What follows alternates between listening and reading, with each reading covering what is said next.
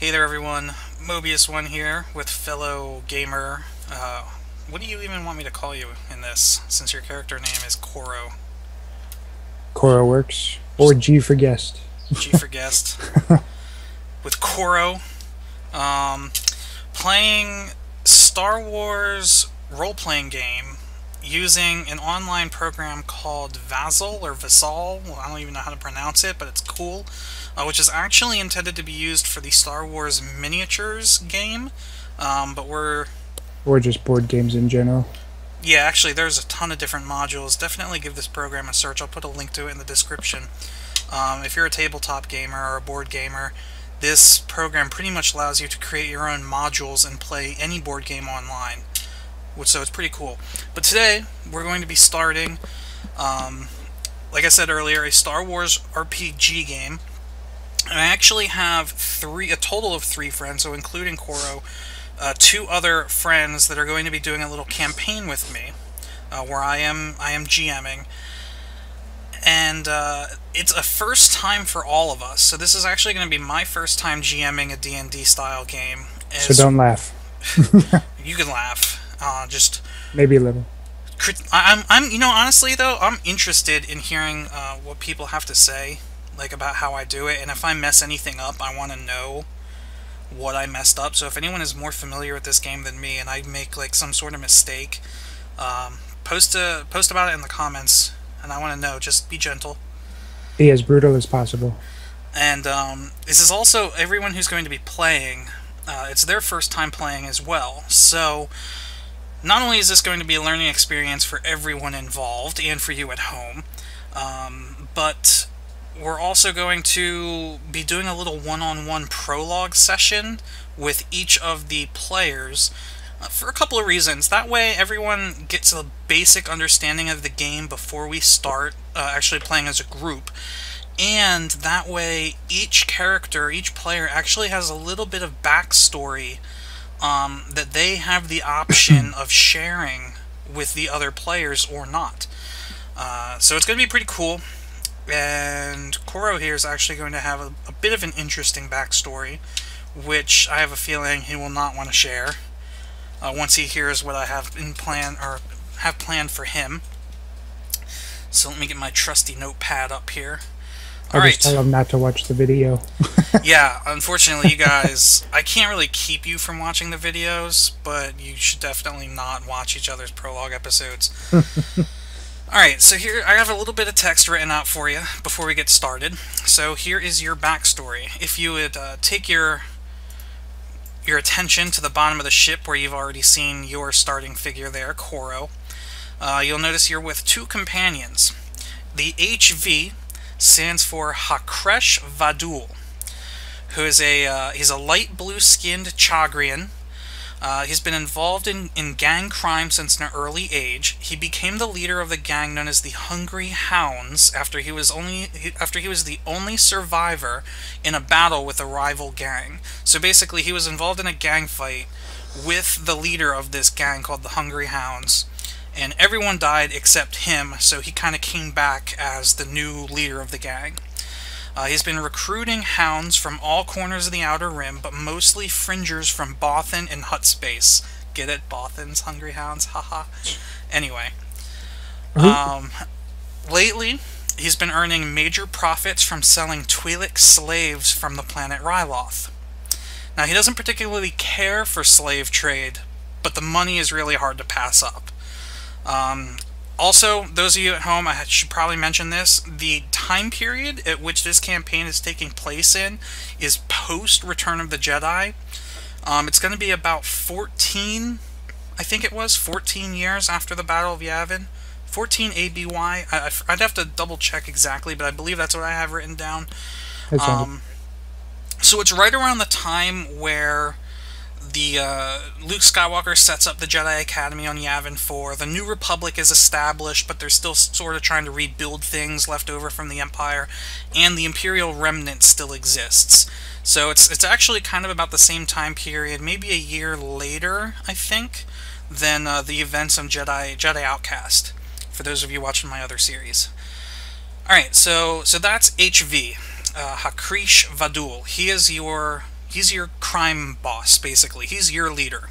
And that's why he's got the little star on his name, alright? Okay. TF is Tien Fo. He's a Zabrak.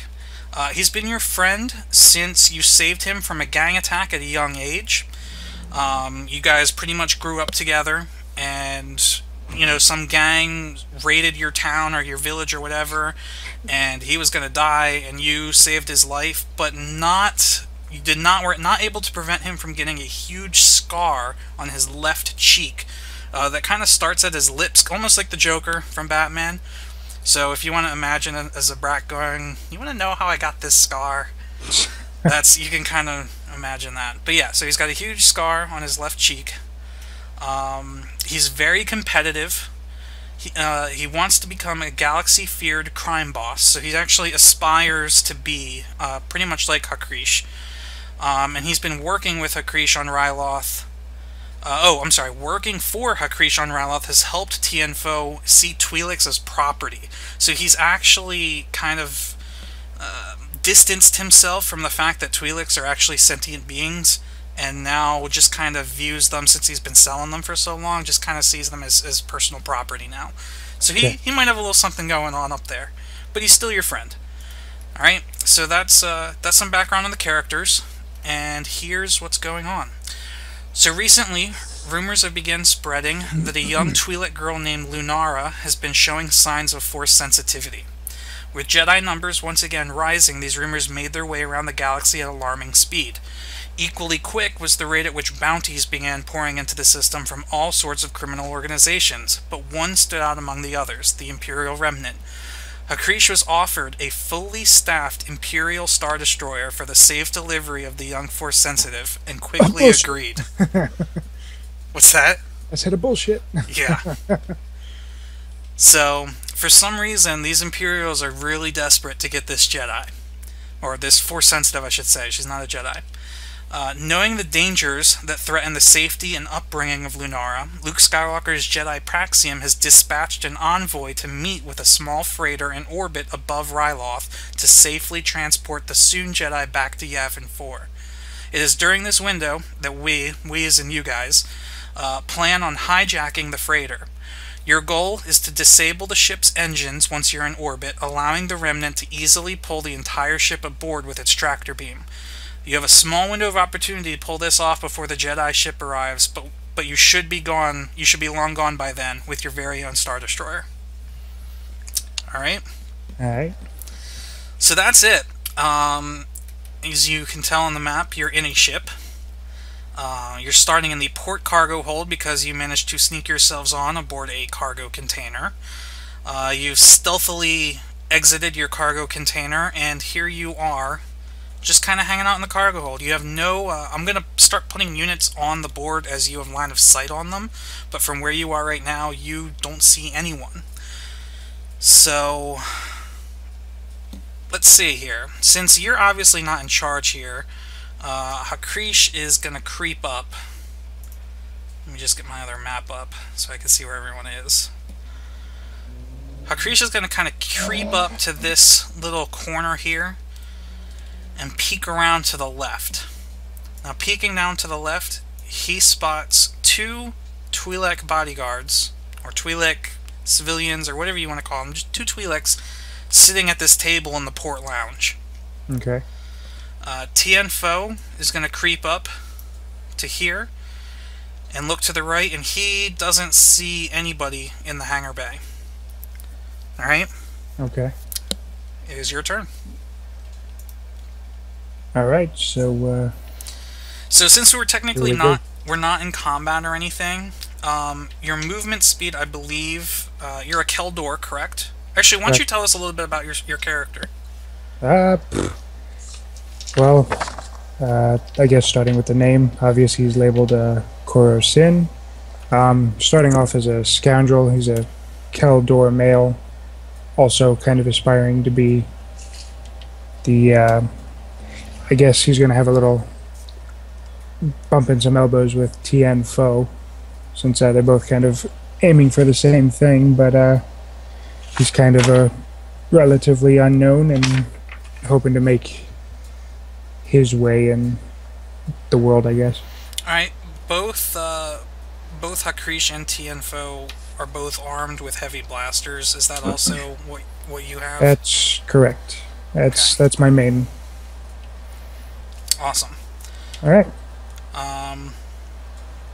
Would you say you're primarily statted for like ranged combat, correct? Yeah, I would say ranged. I also have a holdout blaster for up close and personal, but most of the time, yeah, he'll be statted for range. Alright, cool. So, your speed, I believe, is 10 meters, correct? Yes, it is. Alright, so for every grid space on the board is a 2 meter by 2 meter square. So technically your movement speed is about 5 squares. But measuring that kind of stuff isn't really that critical until we actually get into combat. You'll know we're in combat because I'll have everyone do an initiative roll. Okay. But as for now, you're kind of free to move wherever you want unless I stop you and say that like something happens. Okay. So go for it. Do whatever you want. All right. Well, let's see. 1, 2, 3, 4, 5. I'm probably going to stick in between them. Try not to break the line of sight from the port lounge, and move him here. Alright. Try to see if I can see anything through the main hold. Alright. Now let's Jesus. Don't forget about skills. Okay. So you have different kind of the skills really are going to be things that you're going to do out of combat for the most part. Right. I'm just looking at the character sheet I have here. I'm not sure all of the skills that you have, but there's like a listen, so you can listen to see if you hear anything. Spot, I guess, to see if you spot any movement or anything like that. So, Okay. would you like to do any of those before you end your turn? Actually, I'd like to go an extra step to try to. I have a move silently skill. Okay. I'd like to use to move up an extra space behind this droid to see if I can peek up, and since they're probably not even paying attention, I can hopefully get away with that. Alright, so let's see, move silently is a dexterity ability. Do you have any ranks in move silently? Yes, I do. Okay. How many ranks do you have? I have 4. And what is your dexterity modifier? It is +3. Alright, so 4 plus 3 is 7, so go ahead and roll a d20, and you're going to add 7 to that roll.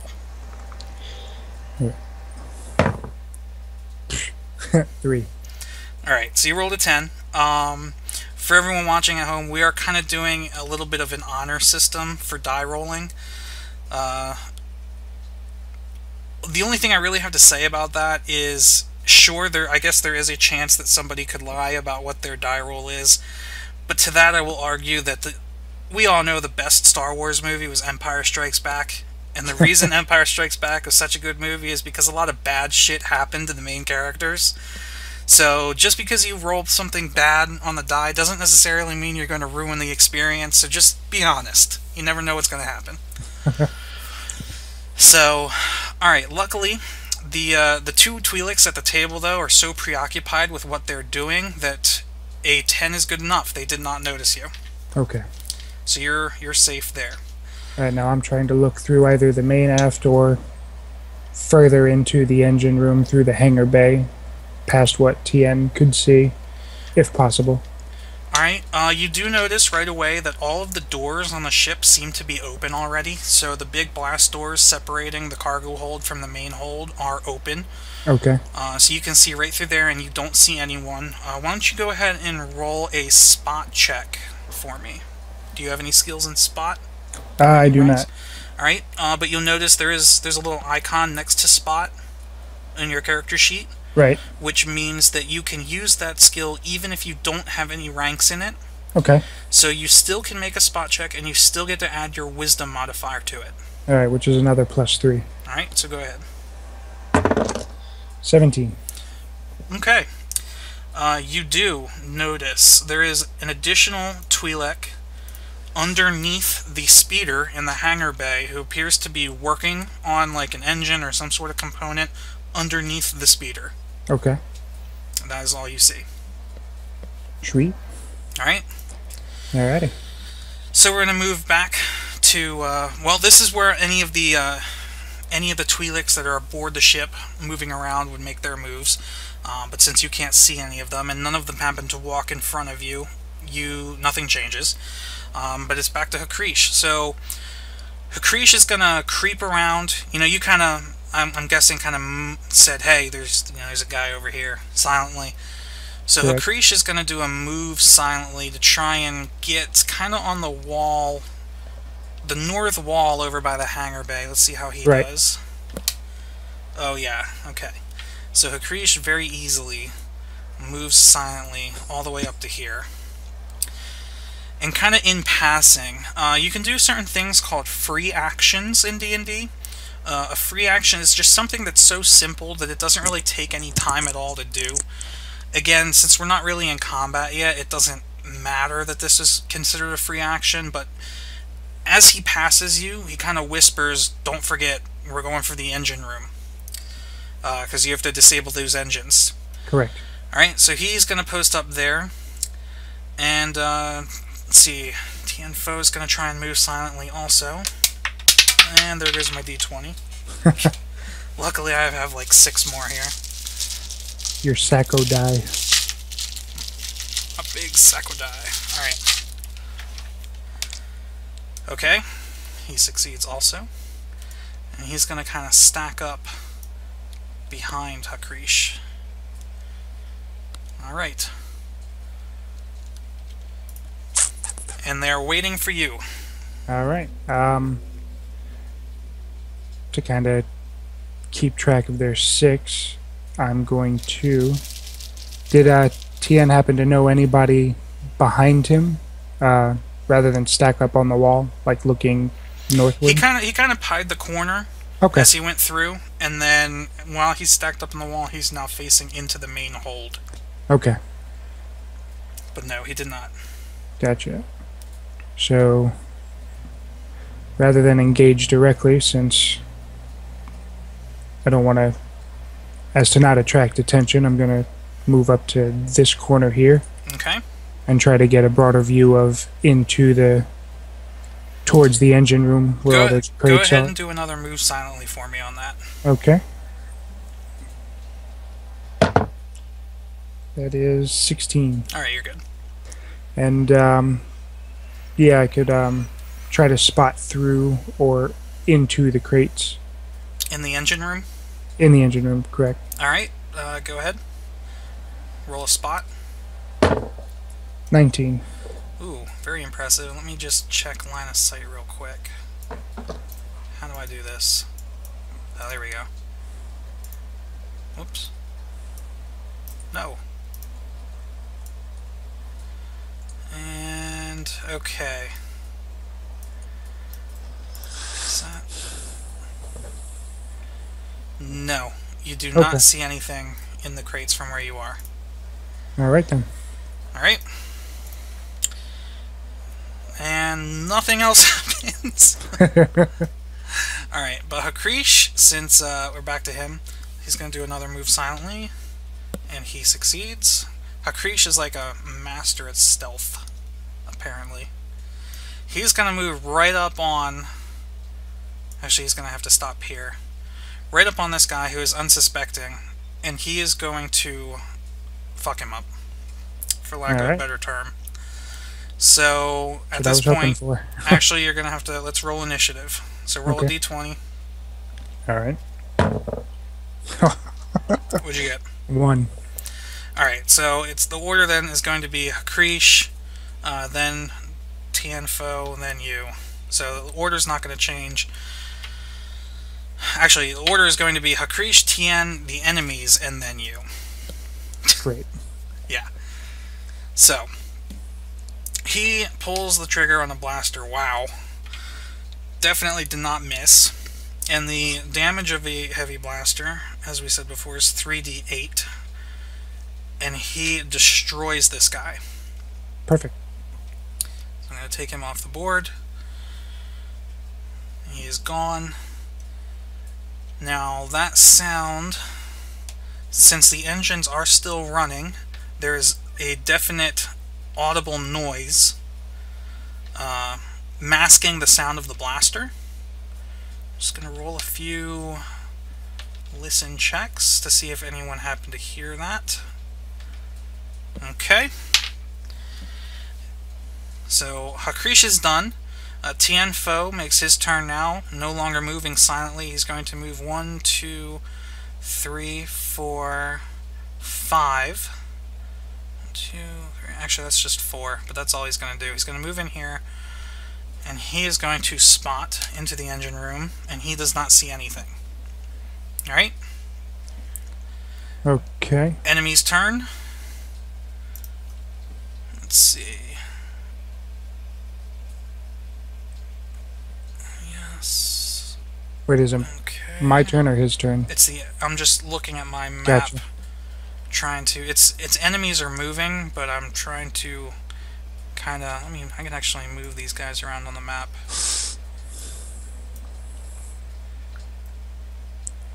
Okay. You're good. Alright.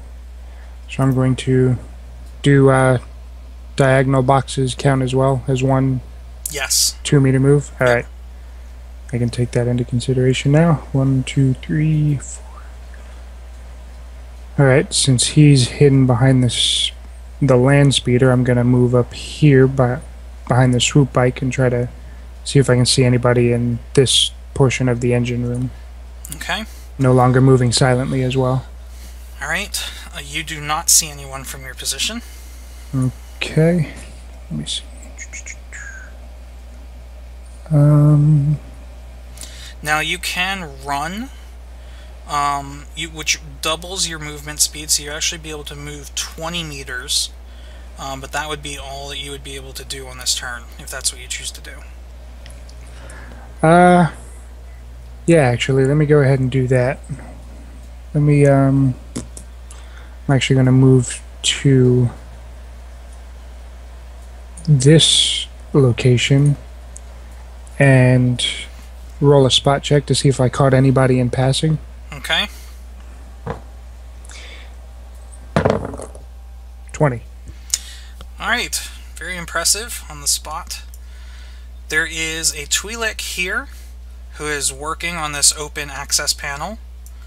And there is one here, or here rather, I guess, working on the, I'm actually going to just put him right here, working on this computer console. You did also, since you critted on your spot check, happen to notice the worker working on the access panel might have caught something in his peripheral vision and kind of looked up from work, but wasn't really sure if he saw anything or not. So he hasn't gotten up yet, but he kind of is looking in your direction now. Okay. I think that's really all you can do since yeah. you ran. Yep. All right. Let me just take this opportunity to say that since this is my first time DMing, I might not get all the rules right, but like I said earlier, if you see anything that I messed up on, please comment so we can make this better. Part of the reason we're doing these little prologue episodes is so that we all get used to how to play this. The normal run of things, Right. basically. All right. So Hakrish is going to move. He's going to 1, 2, 3, 4, 5. Move up to here. Because you can actually move through teammates. You just can't end your movement on them. Okay. And he is going to blast that twi'lek in the back of the skull. 4. Yes, okay, he's dead. So he kills this twi'lek.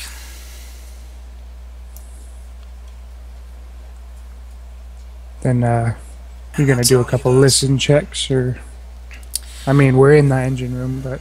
Yeah, the engine room, actually, I'm glad you mentioned that. The engine room is louder than the rest of the ship was, so it is rather difficult to hear in here. Okay. Let me just roll a quick listen check. Alright, the twi'lek at the terminal looks to his right, but still doesn't see anything other than the dead body of his co-worker. Okay. So he gets up, but it's not his turn yet, so he can't really do anything about it. It's now Tien Fo's turn, so he's going to move here. He's then going to kind of squeeze into these crates here. With a penalty? Yeah, so Okay. since he's moving through, I guess, like, difficult terrain, I guess because he's kind of like climbing over the boxes, we'll just say his movement is halved. So he moved 1, 2, it's really as far as he'd be able to move, and he's going to make a shot at the twi'lek stand who stood up from the computer console, but he misses. Well, shit. Yep. The twi'lek is kind of alarmed by that, since it is now his turn. He's going to climb into these boxes and try to poke Tianfo in the face with a dagger. So he draws a dagger, he thrusts and misses. So, very lucky, Tien. Let's just see where other people are moving to, if they're moving at all. Alright.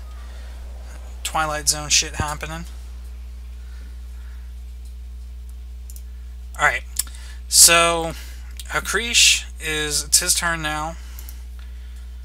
He is going to kind of flank this guy at the computer terminal. Wait, did we skip my turn? I'm sorry, yes, you're right. Good call. I need a little chart here saying turn order. So go ahead, your turn. Alright, so I'm going to move 1, 2, 3, 4, 5. I'm going to move up here next to Senor HV there. I will say, as you stepped over the corpse of that twi'lek that was there, Okay. you noticed a fusion cutter that he was using as a tool on whatever he was working on. Would I have to do anything to pick that up in stride, or could I stop and pick it up? Since it might be useful to bust up the engine. Let's say you would have to stop and pick it up. Okay. So then I'll drop back 1 space to where his corpse was. And, let's see, it's 2, 4, 5 away. Can I do a spot check to see if I got a clear line of sight on the guy poking at Tianfo?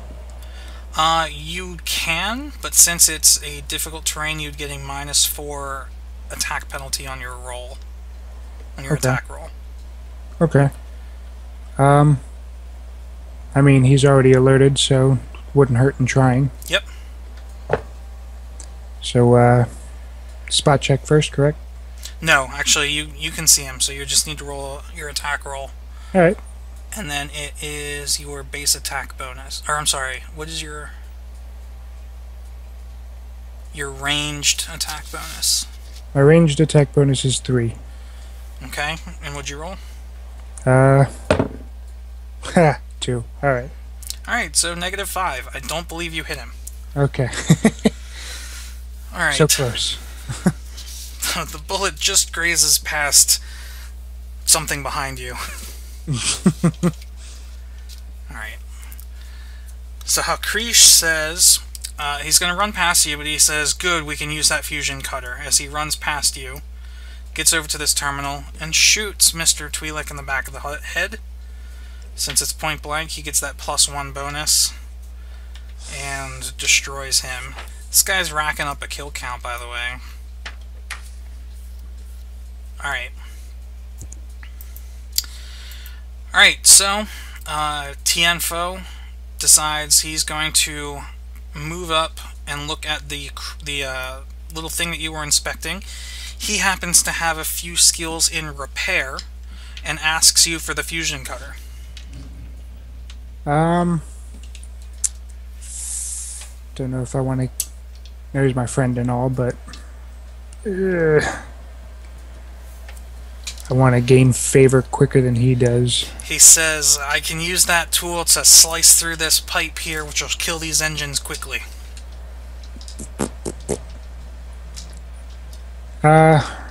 Give it to him. Alright, so you hand it. So he takes the fusion cutter from you, and since he has it as an attack action for this town, he's going to bend down He activates the fusion cutter and slices through a huge pipe and a few cables, and suddenly the engine room goes quiet. And you feel the ship kind of start to lurch as momentum is killed. Yeah, exactly. Alright. So now, you no longer have the mask of engine humming to prevent people from hearing you. So any enemies before, when they were making their listen checks, were getting a penalty. They no longer have that penalty. Okay. And your first objective is really completed. So now, Akrish kind of, still whispering, but loud enough that you can hear, says, "We need to find that girl and make sure she doesn't escape." Okay. Alright, so the Star Destroyer is expected any moment, but as you can see, the ship is armed with escape pods. We do not want the target to get off the ship before they arrive. Okay.